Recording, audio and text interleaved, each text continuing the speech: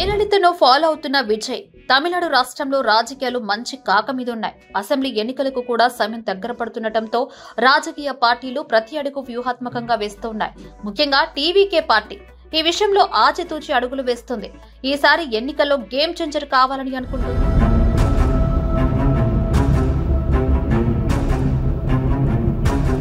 తమిళనాడులో రోడ్ షోల ద్వారా తన పార్టీకి క్రేజ్ తీసుకురావాలని చేసిన ప్రయత్నాలు తొక్కేసలాట ఘటనతో వికటించడంతో విజయ్ డైలామాలో పడిపోయారు.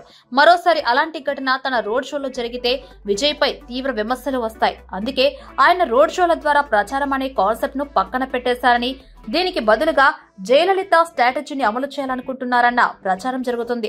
జయలలిత రోడ్ షోలకు పెద్దగా ప్రాధాన్యమిచ్చేవారు కాదు. విశాలమైన స్థలంలో జన సమీకరణ చేసి నేరుగా హెలికాప్టర్ ద్వారా ఆ ప్రాంతానికి చేరుకుంటారు, ప్రసంగిస్తారు. దీని ద్వారా వాహనంతో పాటు పరుగులు పెట్టడం, తొక్కిసలాట జరగడం అనేది జరగలేదు. ఇదే పద్ధతిని పాటించాలని విజయ్ కూడా నిర్ణయించుకున్నారు. నగరం వెలుపల ప్రైవేట్ ల్యాండ్ ను లీజ్ పై తీసుకుని అక్కడ జన సమీకరణ చేసి సభలు నిర్వహిస్తారు. ఇప్పటికే హెలికాప్టర్ ను విజయ్ బుక్ చేసుకున్నారని టీవీకే వర్గాలు చెబుతున్నాయి. కరూరు ఘటన తర్వాత విజయ్ ఇప్పటి వరకు ప్రజల్లోకి వెళ్లలేదు. ఆయన గతంలో కరూరు తొక్కిసలాట ఘటన మృతుల కుటుంబాలను పరామర్శిస్తారని ప్రచారం జరిగినా వాయిదా పడింది.